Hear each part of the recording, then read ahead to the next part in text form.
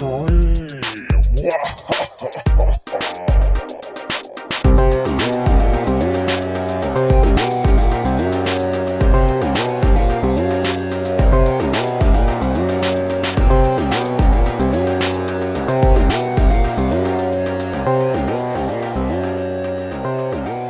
is Teenage Scream, where we fondly dissect the best and the worst of 90s teen horror. I'm Kirsty Logan, and with me is my co-host Heather Parry. Hello. Hello. Hi. How are you? Good. I'm very excited because today we're revisiting 1993's The Perfume by Caroline B. Cooney. Can you give us the tagline, Kirsty, of this book? It is, here we go. The sweet smell of evil. And actually, I want to read the first line because I think it's a fucking killer. The perfume was advertised once, and only once. It was enough. Venom. I mean, come on. So tell me about this cover. How good is this cover? This cover is phenomenal. As you might have guessed, this book is about some perfume. Yeah. Called Venom. Venom. And it smells like evil. And as we're told, it comes in a bottle which is very much in the shape of a snake. Mm-hmm. So how is this rendered to us on the cover? Quite literally. Yeah. There's a perfume bottle in the shape of a snake, and the stopper goes into the snake's mouth. And I think the colour palette is cool. So the colour palette is mostly kind of greens and blacks in the background, but then the bottle is kind of blue and pink, and I just think it looks great. Yeah. Is that a crystal on top of that mouth stopper thing? I would say is that it a is. Diamond? This is a person who will never own any diamonds, so I am not entirely sure. I think it looks great, though. I really like this cover. It's very evocative, I would say. The whole thing is great. And as we will come to learn, Caroline B. Cooney is not afraid of the batshit crazy. She leans way in. Yes. She holds nothing back. Do you think she's a she, or is she a conglomerate? I mean, she has an internet presence. Oh, does she? Mm-hmm. So I think she's real. I would be almost certain that she's real. And also, I feel like these aren't conglomerate books. These aren't paint-by-numbers books. No. Like, this is the type of book that can only come from one person's mind. I think you're thinking in contrast to R.L. Stine. Would you say so? Which, like, yeah, anyone could do a kind of R.L. Stine style book because they're written to very much the same formula all the time. Whereas I feel like Caroline B. Cooney's books, they're really bonkers in the best possible way. Yes. It is like looking into someone's brain, completely uncensored. And they're really heavily themed. Mm-hmm. Very thematically constant, and I don't think you get that from writing a sort of paint-by-numbers kind of horror book.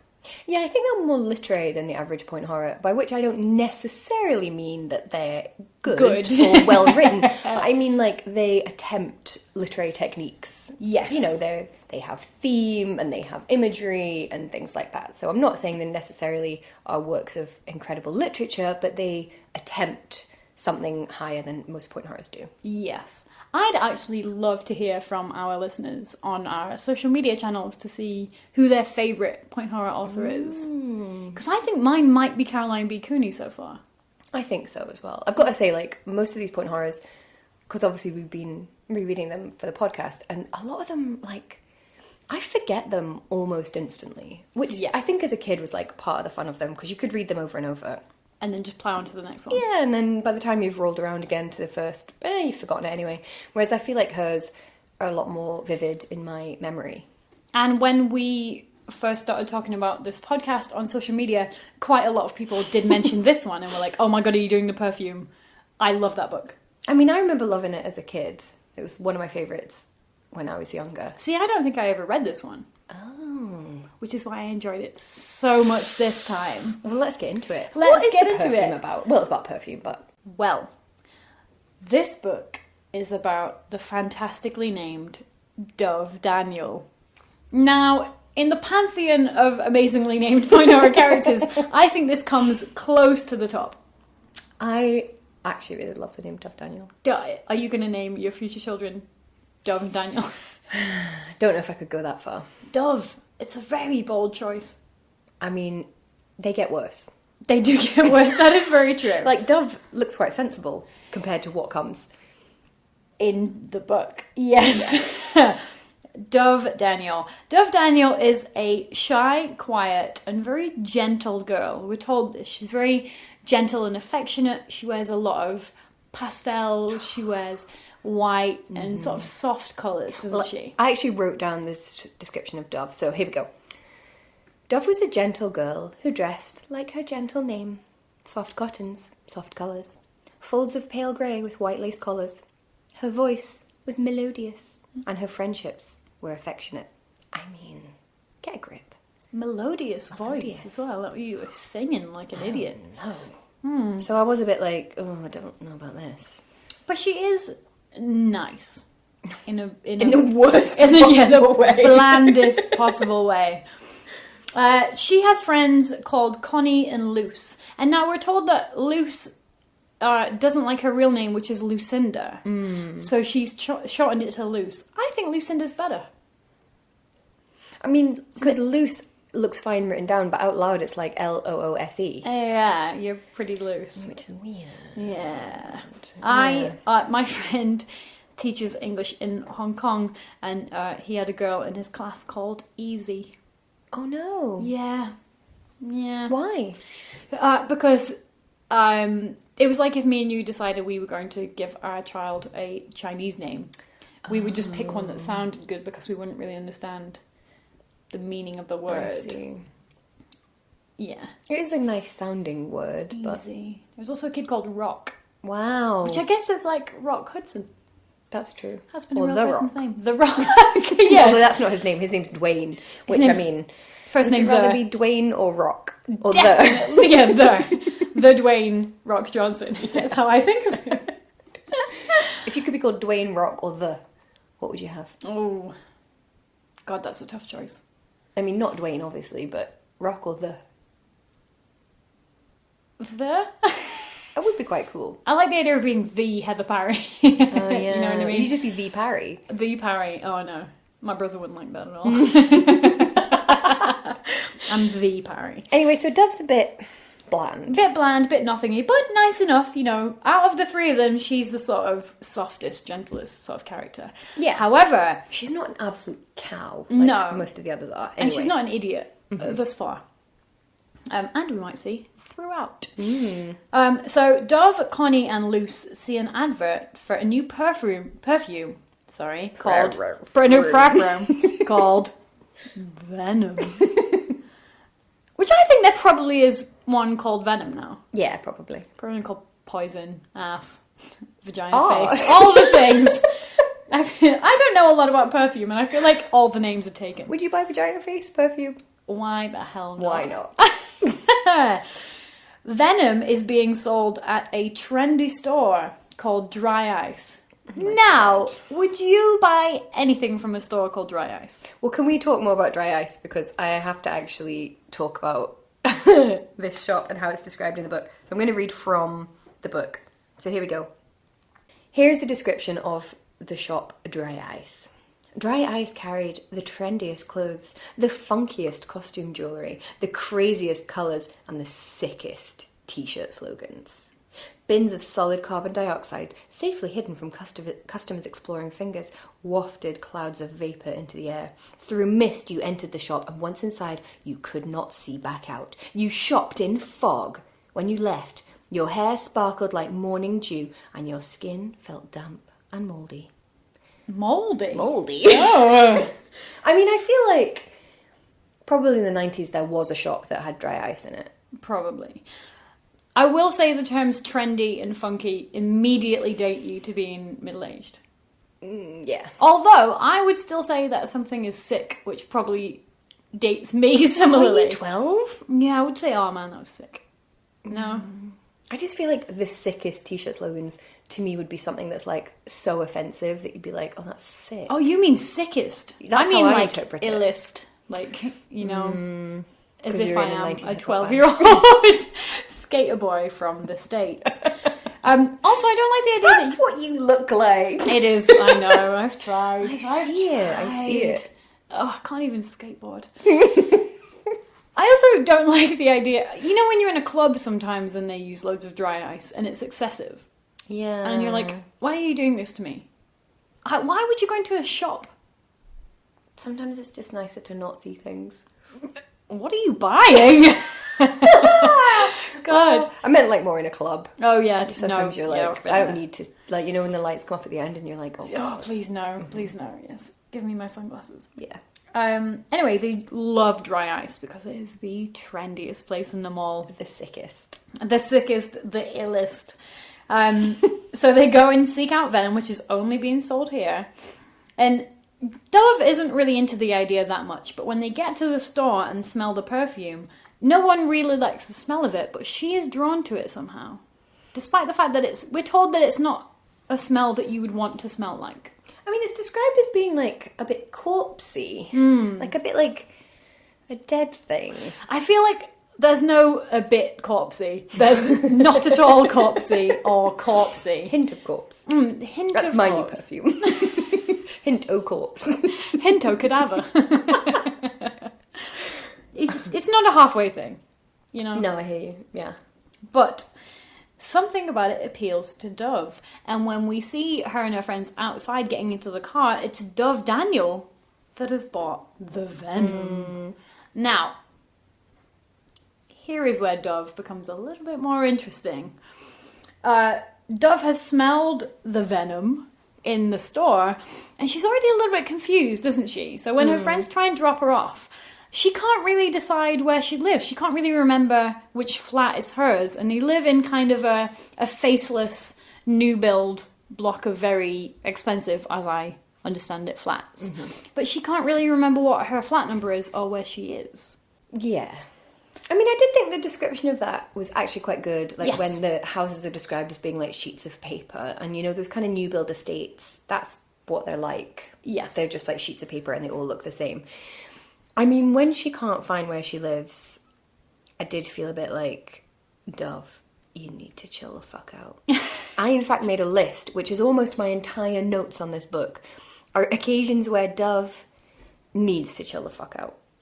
So, for example, I've made a list of things that Dove hates or is scared of. Here's the list. The colour black, car parks, things that match, blocks of flats, seasons, bright colours, raisins, onions, a three-way makeup mirror, a towel, and the game Hangman. Here is what...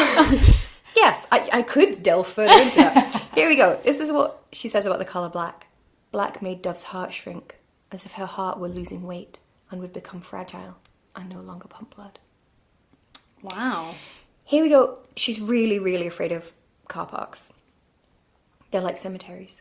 Quote, empty spaces were white rectangles waiting for metal coffins. They're even worse when they're full. Here's what a full parking lot is. Quote, doom. Wait. A full parking lot. Doom. The end of the world.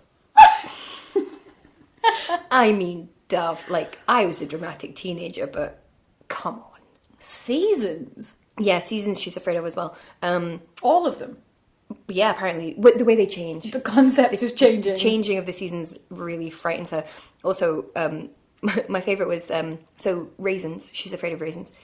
She sees a bowl of them and says, if I eat this, my stomach will be full of eyes. A bowl of raisins? Well, There's it's like a lot of raisins. Raisins in her porridge. Oh, okay. Yes, I remember now. And then, best of all, a towel.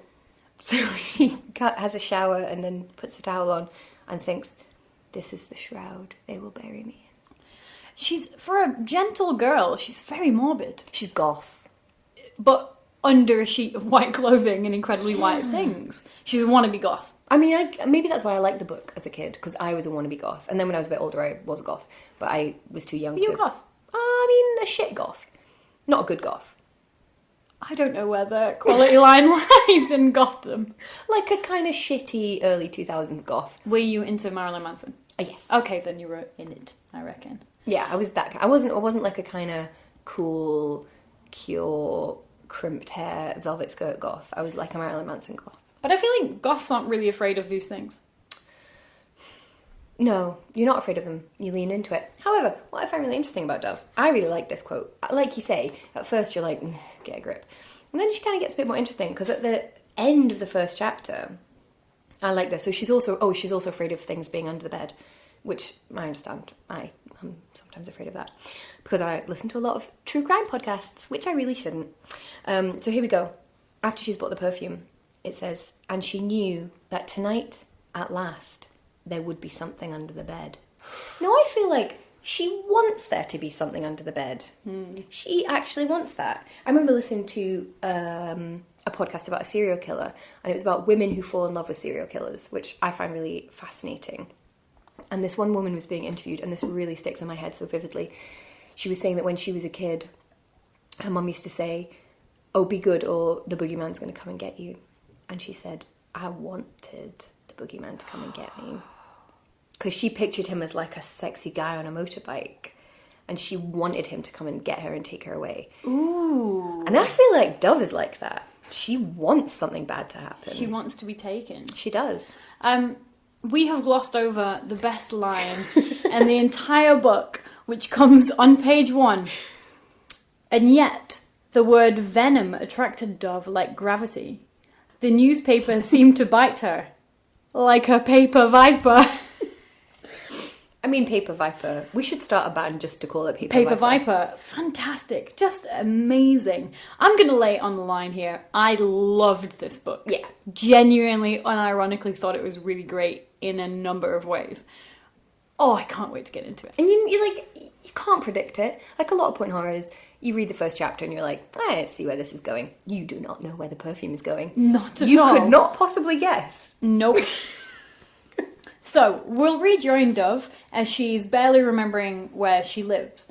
She eventually does make it home through clarity of mind. Strong girl. Strong girl.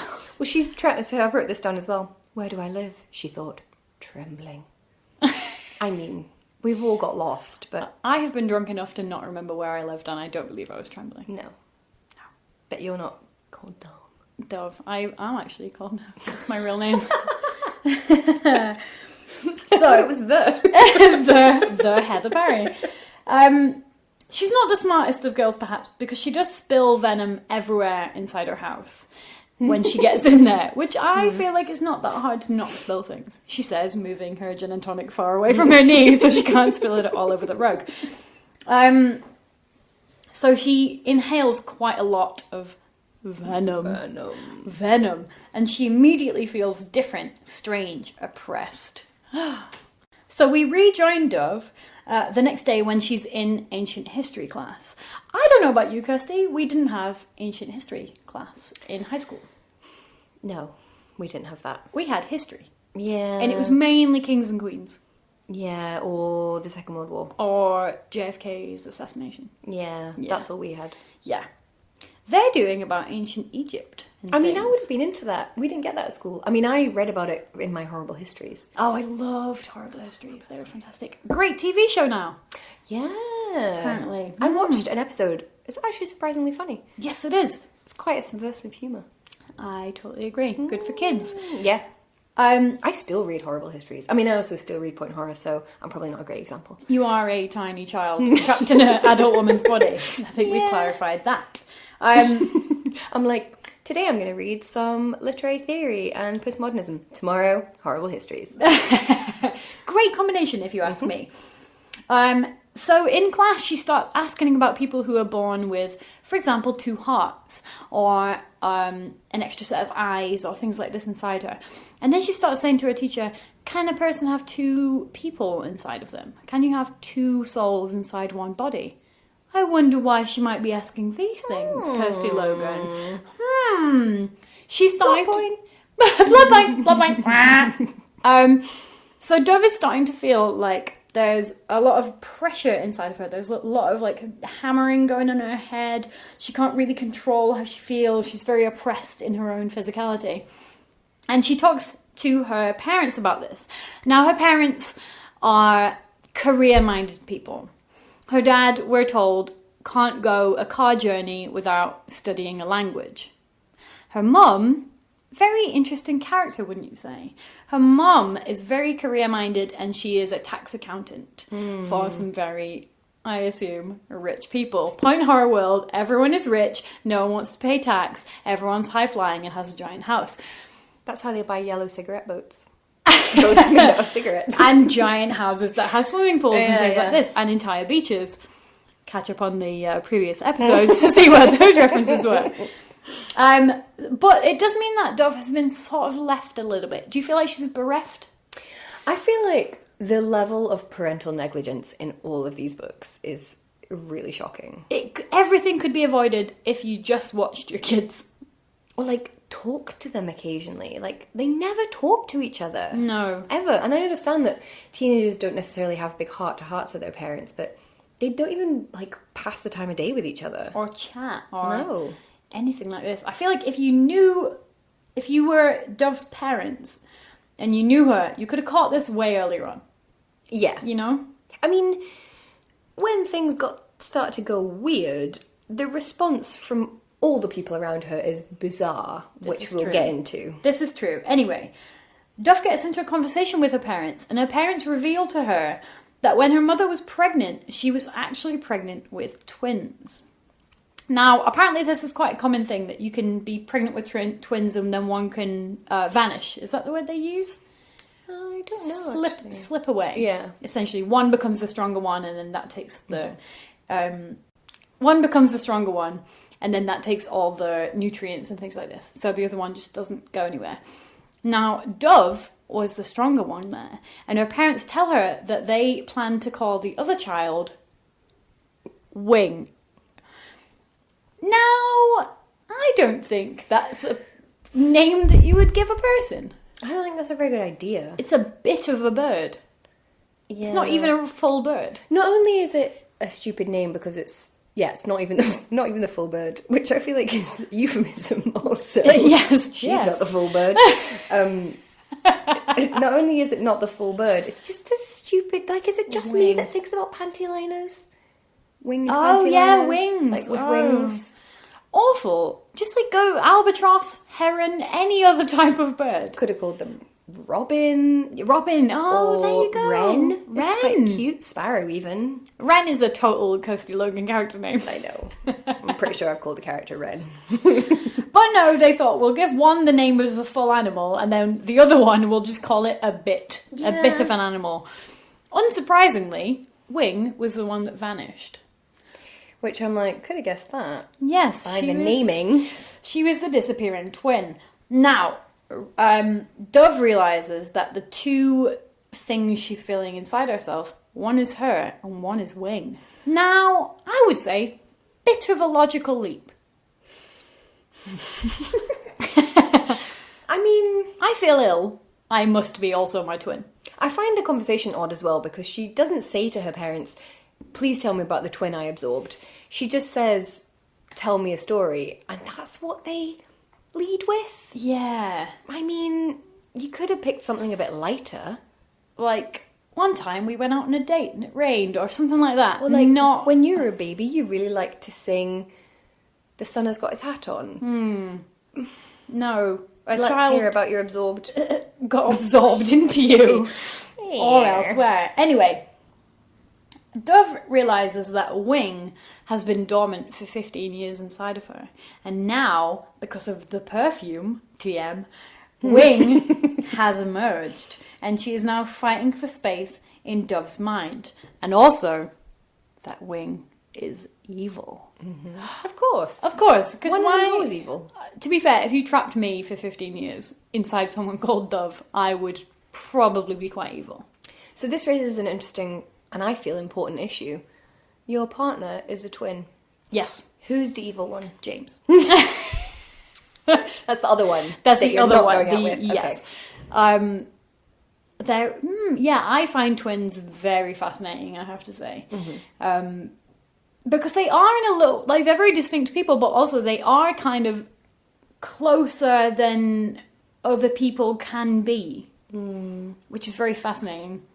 And they do have different strengths and weaknesses. So you do think if you put them all together in one person, they would be like an Ubermensch.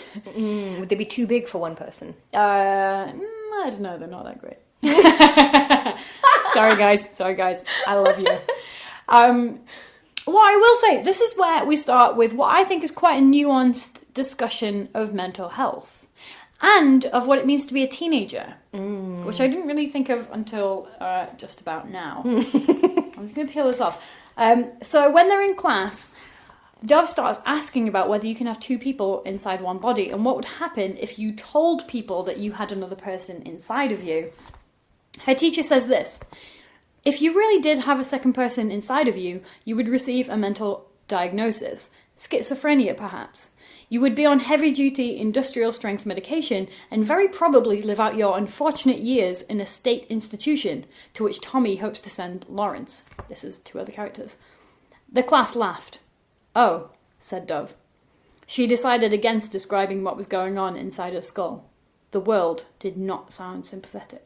Now, I think that's a really interesting description of how you might feel if you were suffering some sort of mental health crisis. Yeah, that's a good point. That you might say, what if a person was feeling this thing that I'm feeling? And then I think quite often adults don't really want to hear about teenagers' problems. No. Or they think because you're a teenager, you probably haven't got any real problems. Yeah. And I think I relate to this quite heavily because I was a real shithead as a teenager. I was the second child. I was very sort of attention grabby, very sort of emotional, very angry a lot of the time. Essentially, I wouldn't like to raise me now. I don't know if you were the same. No, I would hate me as a kid. Yeah, awful. Just I was awful, a horrible terrible. baby. Mm-hmm. Really hated everything and everyone. I used to smash up my room all the time and things like this. So I'm very sympathetic to what Dove's feeling here. And I feel like the whole book is a metaphor for hormonal response. That's a Hot good take. point. No, that's really interesting because it's quite easy to look at this book and be like, it's fucking batshit. Oh my god, a perfume that brings out your evil twin who's maybe kind of an ancient Egyptian evil goddess. It's quite easy to dismiss it like that, but you can read it as a kind of extended metaphor also for mental health. Yes, and I do. So, Dove realizes that she now has Dove and Wing inside of her. And Wing is the kind of strength, has the kind of strength you have when you've been contained for a long time. You're very frustrated. So she's, not only is she pure evil, she wants to come out. She wants to make her presence felt. So Wing and Dove are struggling for control of Dove's body. It's again think about that in a teenage sense. Your body's changing, you feel like bits aren't really yours and you're stretching and things are bulging out and leaking and budding. And also, like, if you think about what the two personalities are like, so we've got Dove, who's, like, quite childlike. passive. Yeah, like, very passive, very kind of pastel and sweet and doesn't ever raise her voice or anything. And then we have Wing, who does things like she gets home and, like, she drinks a cherry Coke and she puts MTV on and she does, like, a sexy dance and she really craves excitement. She doesn't care if people like her. And I feel like for a lot of teenage girls in particular, you do feel that pull between, you know, you want to be like in control of your sexuality and you want to not give a fuck if people like you or not. You don't want to be nice all the time and try and be friends with everybody. You want to just do what you want to do. But then you're pulled in the other direction of being bland and sweet and smiling and blah, blah, blah. Nice and passive and accepting the things that are pushed onto you and fitting in and not rocking the boat. I feel like is a thing that girls are maybe not even explicitly told, but implicitly told in a lot of the time. Yeah. But Wing won't do that. No, and I think a lot of that is in the pop culture, like, you know, we're saying, like, Wing is evil, and I think a lot of the, like, pop culture, particularly in the 90s, actually, 80s and 90s, the kind of women who were really in control of their sexualities were labelled as, like, you're a bitch, you're a man-hater, you're a ball-buster, and that was quite scary, and so it's like, if you step a foot out of line, everyone would be like, she's a bitch, she hates men, she's this, she's that. So then you kind of run back to your pastels and your sweet smiles and everything. Good point. See, immediately I'm thinking Grace Jones for some reason. Yeah. You know, very, very, or Madonna. Not that I'm a huge fan of Madonna, but you know what I mean? She had a lot of sexual agency, and she couldn't be like defined. And then she was thought of as quite masculine because of that. Absolutely. Interesting. So another thing that makes me think it's about teenagehood is that Wing spills the perfume around their teacher, but the teacher has no effect on him. Oh, yeah. Because he does not have an evil twin, an oppressed twin inside of him. Because he is not being forced to repress part of himself. Anything at all. The boy Dove likes invites her hot air ballooning. Because that's the thing that teenagers do. Can we please talk about this? Can we please talk about why a hot air balloon festival is a thing? Have you ever in your entire life seen a hot air balloon festival? We go every weekend. Have you not been? We're in a hot air balloon right now. That's just like, see if someone said, do you want to go on a date? You might be like, dinner, film, maybe skating, maybe to the park. Hot air balloon festival wouldn't be the obvious choice. Festival is just such an odd choice of like, word how many for that is as well. that? How many hot air balloons is that? I don't want to go up very high with someone I don't know very well. I don't want to go up high at all. You see, I quite like heights, but I don't want to go up there with a total stranger. Yeah, I know what you mean. See, I used to be okay with heights. I used to love roller coasters when I was a teenager and even in my 20s. And then quite recently, my wife and I went to a theme park in Copenhagen, and I realised I was afraid of heights, but I didn't realise that until I had just got on a really high, fast ride, and I was at the top of the thing, and I suddenly thought, oh my God, I don't like this. I'm really afraid. I think I'm going to die. What did you do? Just, what can you do? Held on really tight and went, it'll be over soon. And I fucking hated it. Hated it so much. Really? And then we went on these, like a chair-a-plane, a chair swing kind of ride. I've never heard the phrase chair-a-plane. Right? Is that what it's called? Fantastic. Chair-a-plane. It is so now. It was like a chair-a-plane, which is a kid's ride, but it went up. It was like 80 metres. It was so high. It's like the highest one in the world. Wow. So high. The one at Tivoli Gardens. And of course it's a thing, you're just in a little tiny metal seat with just one little bar across your lap, and all you've got is 4 chains holding you onto the thing, and then it's like the height of a skyscraper, so high, and like Annie's next to me being like, oh my God, this is amazing, look, there's a bridge, oh look at the building, and I'm just holding onto the chains being like, nope, not looking, I can't look, go away, I'm not looking down, go away, it'll be over soon, hopefully I won't die. And I went on a bunch of rides actually, because I was like, I am an adult woman, I cannot be scared of heights. And also, funfair accidents are incredibly rare. So I would probably have been more likely to have died in the car on the way to the airport. Although, I will say, if you want to be genuinely and accurately terrified, you should go to Pleasure Island in Blackpool. Have you ever been there? No, maybe as a kid. Because the rides are so old that they don't really have adequate safety equipment. And you go on something like the Big Dipper, which isn't very high, but it is made of wood and from about 1954. So the genuine fear you feel is totally relevant. You know what I mean? Because like, you feel it all rickety. Yeah, you're just like, I could die in a second here. We don't even have to be up high. I'm just on the precipice of death all this time. Yeah, but maybe when you're a teenager you quite like that. I do like roller coasters. I'm not very scared of heights. See, I don't mind, I love a roller coaster, but Yeah. I don't like, like the ones that flip you upside down and you're like we went on one, it's like a big tall tower and you sit on it in a ring around it and then it goes all the way up and then you drop down. Yeah. And I hated it. Absolutely hated it. But I like a roller coaster, but not a kind of flippy upside down high up in the sky, probably going to die one. Have you been skydiving? No. Are you kidding? I would rather you would die. like it. I don't want to skydive. I don't want to bungee jump. We're not meant to go up high. We haven't got wings. Brought it round. Very well. You know who I has got a I wing? actually didn't mean to do that, but Dove's got a wing. And she is up high with Timmy, who she's really into. She is a pie. She is a pie. She is a pie. 40 blackbirds in a pie. The human girl, Dove / Wing, they're in a hot air balloon with their object of their affections, Timmy. I'm just going to cut to the chase. Wing tries to throw him off. But, to be fair, Timmy's not very appealing. No, he's kind of, again, bland. He's called Timmy. Why isn't he called Tim? He's not 5. Which to me, I immediately think mallet. Oh, yeah. I think Timmy from South Park. Oh, see, both the death Neither's of sex. great. Yeah. Oh, yeah. Neither's like, yeah. Timmy Mallet. Also, she does describe him as ugly. Does she? Yeah. Oh, I didn't pick up on that. Yeah. Maybe I don't want him to be ugly.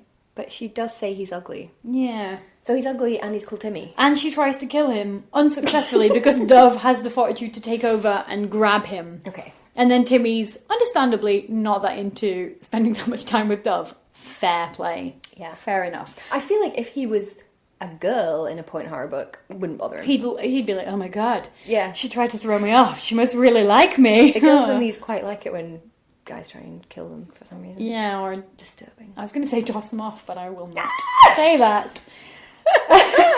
Rein that back in. Whoa. Back pedal.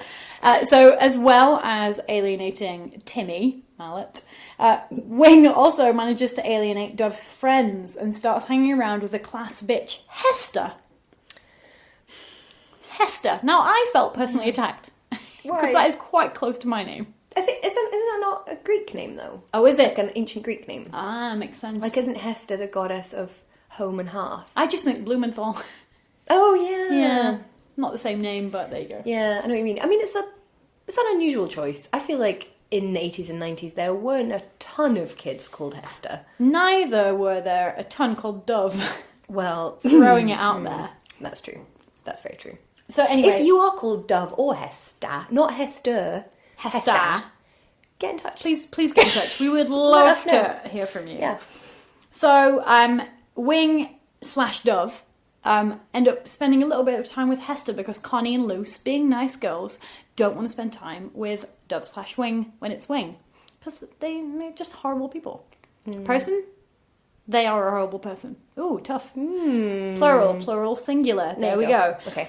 And then Dove, as Wing, tries to grab the steering wheel and plunge Hester off the road. However, when Dove speaks to Wing, everyone can hear because it is a girl speaking to herself. So we get conversations like, I'm going to plough this car off the road. No, please don't. Oh, I'm going to. I don't think you should. And everyone can hear, which, when you think about it as an objective viewer, is pretty nuts. It's quite disturbing. Yeah. And I feel like she does quite a lot of things which I feel like if you started doing them, I would be like, Heather's really going through some shit. We need to do something about this. And I would speak to David and like... I feel like I would be committed. Yeah, well, you would be. Quite you quickly. would be because you would obviously be really struggling with something. So, for example, I've got a list of things that she starts to do. So she hits herself in the head. Often. She hits herself in the head several times. She knots her fingers to keep herself from pulling out her hair. She wants to bash her head off the wall. She stops brushing her teeth. She, as you said, constantly talks to herself. She goes to the front of the class to wave perfume at the teacher. She carries her bag on her head because she thinks her head is going to come off. And nobody really does anything about this until quite far through the book. Also, this is my favourite, her teacher, who's observed all of this, suggests that she have an aspirin and a lie down. A rest. Really, sir? Really? Rest cures everything. Just because we're Victorians and we've got wandering wombs and we just need to go and have a little lie down to cure our hysteria. I mean, this girl needs some help. And she does eventually get it. Mm-hmm. Well, help Kind in of. inverted commas. Yeah. Eventually, Dove is handed over to the school psychologist, who is a horrible person. Although the person does reference Jekyll and Hyde, which I quite liked. I do like a literary reference in another book, sort of thing. However, someone says it hasn't stood up to time, and I'm like, you know what? It really has. I think it has. I think you probably can't do much better than that book.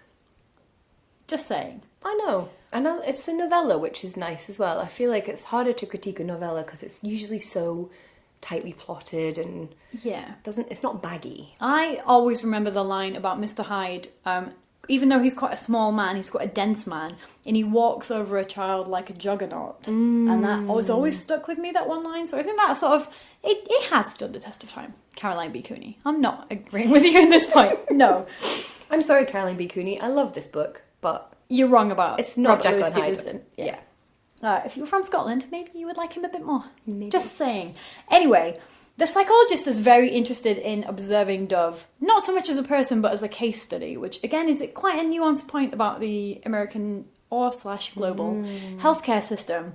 And the psychologist gives Dove an injection, and she wakes up in a mental health institution, which I'm going to say is quite an escalation of plot. Yeah, it's like, do nothing, do nothing, do nothing. Oh, committed. And then they let her out. Yeah. Because Wing decides to take a back seat. Wing has got a game plan. Wing is going to let Dove get out, and then Wing is going to emerge and do her bidding. I see. So Dove gets out a week later. Totally fine. Okay. And by this time, Dove has realised that Wing is or has been conjured by an ancient Egyptian spirit. Like you do. Of course. Of course. Why wouldn't she have been? That's always my second thought. Yeah. Am I tired? Am I hungry? Oh, ancient evil, Egyptian spirit. There you go, yeah. Was I a bitch to that person? It was my ancient Egyptian spirit twin who's been hidden for 15 years. That's my excuse. That's what I put on the apology cards when I've been a real dick. So wait. It wasn't me, it was Wing. If you're Heather, what is your partial twin? Branch? Twig? Branch. Flower? Oh. Like if you think of like a heather bush. I'd prefer us not to be honest with you. A heather plant? Heather bush. Maybe gorse is my alternative. Yeah, maybe. What's Kirsty's? I mean, what's a Kirsty? Yeah, what is a Kirsty? Nothing. Helen? Do you know what I mean? I can't think of another one. That's just a separate person. Oh, Jane. Must be Jane. Jane, Becky. of course, obviously. Yeah, Becky. Oh, Becky's the worst. Anyway, Wing pledges to take over Dove's body for good. Dove, what will you do? Now, I'm going to say that this book is fairly anticlimactic in terms of plot. Because Wing, having isolated Dove from her friends and from the object of her affections, is only really left with Hester, who is obviously evil because of her name. She is a real bitch as well, I will say. She's just like a real nasty piece of work. And she becomes determined to kill Luce, but then ends up at the mall with Hester. Yeah, I don't really... Going back to Dry Ice, which is no longer there. Oh, but there is a perfume store selling perfumes that smell like lilacs. And they smell like old ladies. They smell like old ladies. And the smell of old ladies allows Dove back into her body to give her enough control that she's at the mall and she throws herself into the fountain and starts praying to the Egyptian gods. So I feel like this isn't the point where your symbolism kind of falls apart, because I was with you that, it's about mental health and it's about how teenage girls are pulled in two directions. What does a fucking lilac hanky and jumping into a fountain represent? Good question. This is where it falls apart a bit. The image system is weakest at this point, I will admit. Yeah, I think she maybe didn't know where to go plot-wise at this point. Really wrote herself into a corner. Yeah. However, we've all done it, However, she does implore the ancient Egyptian spirit to take back Wing. Mm-hmm. And really, what is this doing? This is a teenage girl deciding to be a better person. Deciding to not let her negative, horrible side be in control of her. Okay. So I just realised how problematic that is by implying that people who are mentally ill can just sort of decide to be better, which is not the case. And also that we're deciding that Dove was preferable. Little soft, mushy, hopeless. Yeah. I feel like surely a better ending would have been her merging the two identities and being like, well, maybe I can be, maybe not murderous, but I can be like sexy and in control, but I can also be soft and gentle sometimes. You see, I did get that a little bit, because I don't think Wing goes away entirely. I think there's a little bit of her still in Dove. Mm-hmm. But I think she learns to live with that darkness and bitchiness. And then she goes on. And in what is quite a non-point horror ending, Dove, who is now in control of her body again, faces her isolation and the fact that she doesn't really have any friends But then Luce reaches out the hand of friendship to her, despite everything she's done to her and everything she's been through. And the book ends with them having the start of a friendship again, which is really out of type. Yeah, which is pretty cool, actually, because mostly they end with, like, oh, look, I managed to get together with this really awful boy that I have a crush on for some reason. Beige boy. Beige boy. But this one's more about the friendship. Yes, and her gaining agency over her mind and body again. Mm-hmm. So, I really like what she's done here. In terms of the mental health thing, I think there's also a really interesting point about the US medical industry, because she does say that the reason she got kicked out of the mental health facility is that the insurance wouldn't pay out. Oh, yeah. So essentially a very, very vulnerable teenage girl gets kicked out of a place where she would be receiving treatment because the insurance company won't pay. And I think that's quite... I mean, given that all the people in Point Horror live in a very privileged world, very white, straight, thin world. And they never really think about money. No one ever has to worry about money, and they throw money away all the time, and they get to drive their dad's new cars, and their dads buy them diamonds and things like this. That's quite a radical point, wouldn't you say? I think this is the most radical thing I've ever read in a Point Horror book. I thought you were just going to end it there. It's the most radical thing I have ever read. Full stop. I only read Point Horror books, so that is true. Yeah, I agree. I think I don't know if it quite all comes together at the end, but I think it raises quite a lot of interesting points. And it is really thematically consistent up until the end. And I really like it when books don't pit women against each other, to be honest with you, because it is the cheapest, easiest thing to do, to just make jealous, bitchy girls hate each other. Yeah, and actually in the books in the previous 2 episodes, the girls did kind of compete for boys. Yeah. Whereas in this one, they don't compete for boys. And the lone male adult who's not a parent figure is actually quite a nice guy, the teacher. Because they end up, at the end, he ends up helping her. Yeah. And talking about history and things like that with her. That's true. And, I will say as well, there is quite a nuanced point where the psychologist is saying that if a child doesn't have attentive parents, sometimes their imagination can take over. And the mum says, you can't blame this on my job. Now. I feel like we can blame them a bit. I mean, they are rubbish. But you can't blame her more than him. No, you can blame them both. You can blame them both for being kind of negligent, but you can't blame the mum any more than the dad, because they both have careers and they're both equal parents. And yet the implication is that it's the mother's fault for not being more of a mother. Yeah, that's a good point as well. Which I think, hashtag feminist point. You don't get many in Point Horror, and I thought that was one. That's a good point. Although, I still don't think they're a good parent. Like, at one point, her mum says to her, she says, oh, Dovey, don't be a dumbo. Oh, yeah, they do talk about her as if she's stupid, yeah. I don't feel like my mum would say that to me. Also, stop naming your child after animals. Even Dumbo's an elephant. Stop it. She's a human. I do, yeah, they're not great. But also, like you say, you can't blame one parent. And not the other. It takes 2 people to make a baby, so. Exactly.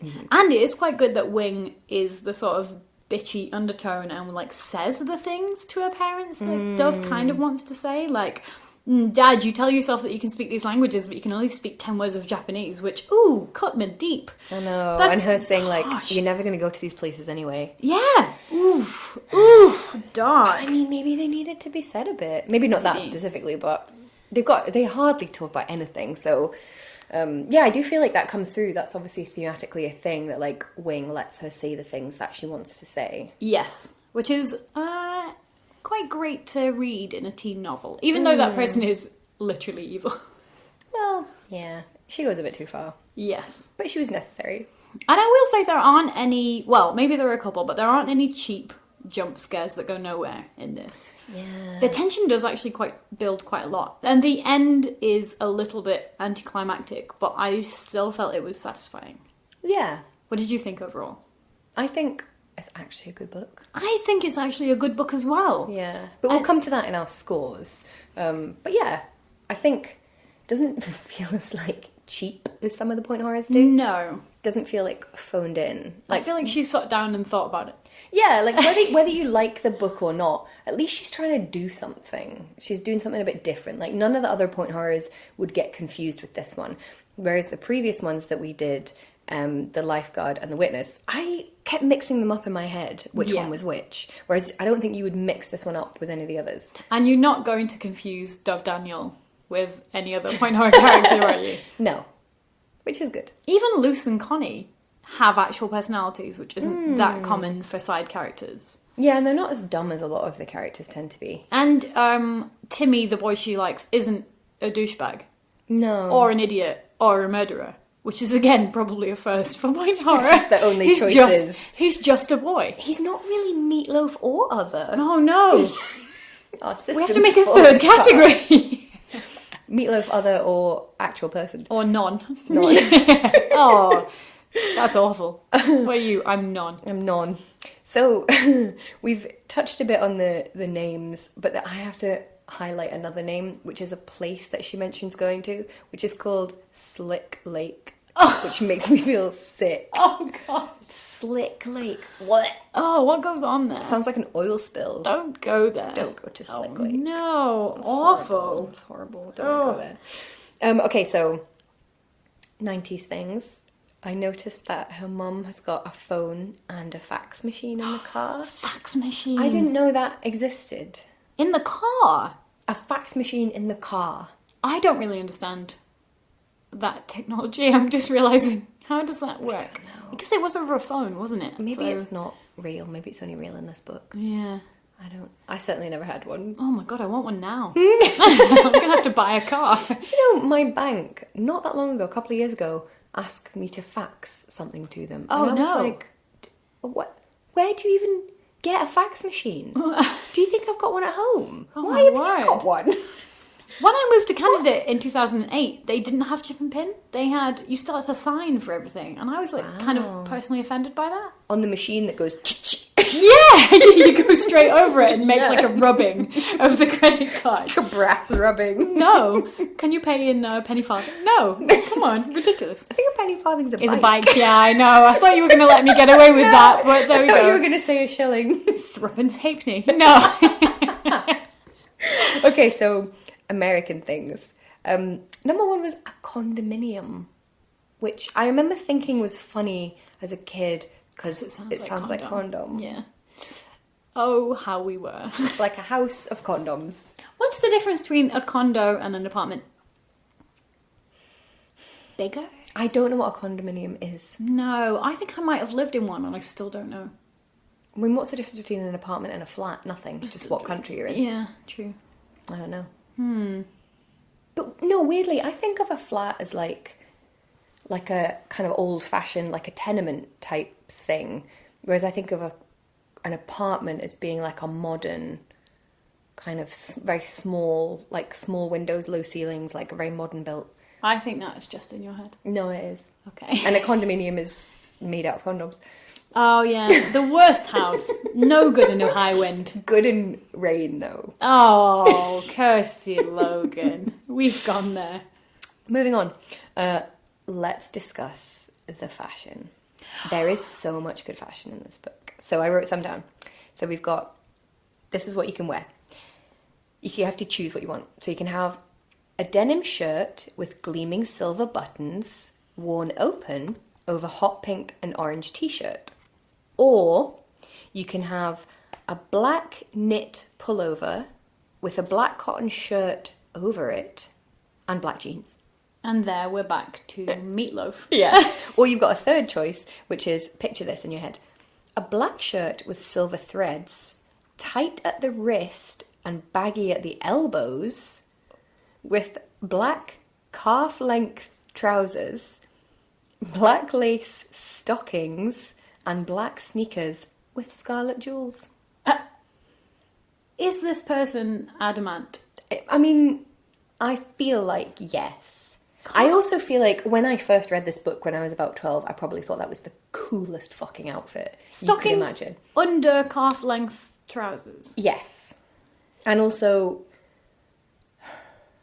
yeah, and like a pullover with a shirt over it. a tight shirt that's loose at the elbows. Like No, tight at the wrist and baggy at the elbows. So like a pirate shirt. Have you seen the episode of Seinfeld where he gets coerced into wearing a pirate shirt on TV? No. Oh, that's the shirt. Has That's he got- exactly the shirt that they're talking about. Has he got black sneakers with red jewels on them? Scarlet jewels. Oh, probably knowing Seinfeld. Yeah. Well, what one do you want? I don't want any of those. You have No, to. thank you. No. One is, again, a little bit meatloafy. Yeah. They're all a bit meatloafy. Yeah. Okay, well that's the fashion choices. So now we're on to our point horror top trumps. Do we have a too stupid to live heroine? I don't think she's stupid, actually. I don't think so at all. I actually really like her as a character. I think she is strong. I don't know if I could fight off an ancient Egyptian evil twin from inside my own head, so I have a lot of respect for her there. That's a good point. Yeah. She doesn't do anything stupid either, apart from kind of falling over a bit and knocking over some perfume. Yeah, but fair enough. She doesn't run up the stairs when the murderer's running after her, you know what I mean? No, and she actually has emotional responses to things, because I feel like in a lot of these books, they go really, really over the top. Yeah. When a small thing happens. They're like, oh my god, I fell over. Oh my god, a spider. Oh god, I can't handle it. And then, you know, someone's murdered and they're like, That's fine. get over it. Yeah. So yeah, I mean, she's a bit high-strung at the beginning when she says about the parking lot is doom. Come on now. We were all that dramatic. Especially you, Well, I imagine. yeah, no, I definitely was an over-dramatic teenager. As was I. I don't know if I would have said a parking lot was doom, but I do remember saying lots of very stupid, over-the-top things. I used to lie on the floor of my darkened room listening to Massive Attack's Teardrop. Oh, yeah. Yeah. And crying. With candles lit Yeah, around yeah. the bedroom. Definitely. And I should say, I had painted my bedroom dark red. I painted mine black. Ooh, that's worse! Oh no! Yeah. Apparently it took about 5 coats of paint to even cover the red, so the black must have been awful. Yeah, Did that's they just pretty sell the common. house? Well, I repainted it because I got a little bit older and I was like, I don't want a black bedroom anymore. So I repainted it, but it did take quite a few coats. You sleep really well, because it's Yeah. very dark. That's true, that's true. Do we have a sexy bad boy sociopath? No, I'm actually going to suggest that dry ice is the lost object. Oh, continue.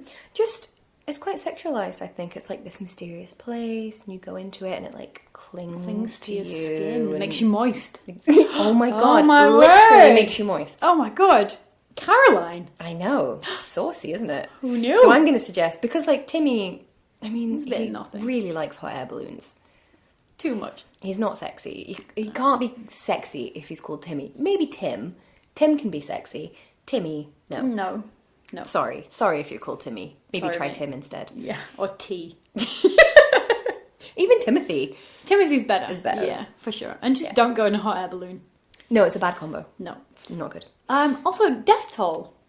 I mean, maybe Wing. But I don't not know even really. if if Wing dies. So it's zero. Zero. Which Zero is, death toll. I mean, let's note that because I don't think there are going to be that many. No, a couple of attempts. Yes. Yeah, but no successes. Is it good though? So, I think it's weird. It's overwritten. It's melodramatic. All things I love. It was always my favourite when I was a kid. And I still love it now. I really enjoyed it. To the extent that I started reading it, went around the corner to get a slice of cake, put a coffee on, and enjoyed that as my Friday afternoon end of the work week treat because I thought it was that good. Mm-hmm. I really, really enjoyed it. I think it's actually good. And I think it's making nuanced points, which you cannot say for The Lifeguard, for instance, or many of the books that we're going to talk about on this series. Yes. It's not phoned in. No, you cannot say she has thrown this in. She's trying to do a thing. I mean, people may disagree on whether it achieves the thing, but it's definitely trying. Or whether, in fact, the thing that she's doing should be done. Can you? Should you? I'm going to say yes. I'm going to do it anyway. Is it good, bad? Yeah. I also think How it's can it good be good bad. and good bad? I know. The conundrum. But it is. It is both. You can like read it as like a hate read, silly read. Let's chalk up all the ridiculous things in here. But you can also read it as an actual good book. I think that's because you can read it as a story written, or you can read it as a metaphor. Mm-hmm. That's why. Yeah, the story as written is nuts. Is good bad. Yes. The story as metaphor is actually good. Very, very good. And I will say, I think it's got a lot of good writing in it. If my little cousin gave me this and said, I want to write books like this, I would not be hugely offended. See, I feel like, so I read this as a teenager and I really loved it. And I do genuinely, not even kidding, feel like it's had quite a big impact on how I write now. And a lot of people remember it, as we found on social media. All your books are like Perfume. I feel like you've got some of your naming techniques from Caroline B. Cooney. Yeah, probably. She's got some great names. I can't wait to do more Caroline B. Cooney. I can't wait to write the new point horror books that we're going to write. I can't wait. It's going to be like the highlight of my entire life. It's going to be amazing. So, Kirsty, what is the next book that we are going to be covering? Oh, we haven't scored. What sorry. score do we want to give it as a good book? I'm going to give it 5. I in point horror scale. Point horror scale 5 out of 5. Mm-hmm. On Goodreads, I gave it 4. Okay, that's fair. Yes. Good bad, the same. I'm also going to give it 5. Yeah, the same. Yeah, read this book. Yeah. In fact, if someone said to me, I want to read a point horror book, where should I start? I would probably say this one so far. Yeah, because it's actually good. Yeah, it is really fun and enjoyable, and just do it. It's a good one. go for it. Okay, so next time we are going to be talking about Teacher's Pet by Richie Tankersley-Cusick, which is set at a writing retreat. And we really enjoyed that because we're both writers. So we get to talk about how accurately or not accurately it portrays the writer's life. It was like a diary for my writing retreat. It couldn't have been more accurate. Yep. I'm basically so excited. in it. I'm so excited about that one. So good. So if you'd like to, grab a copy of that and read along with us and then tune in next time. If you have enjoyed us so far, please subscribe and review.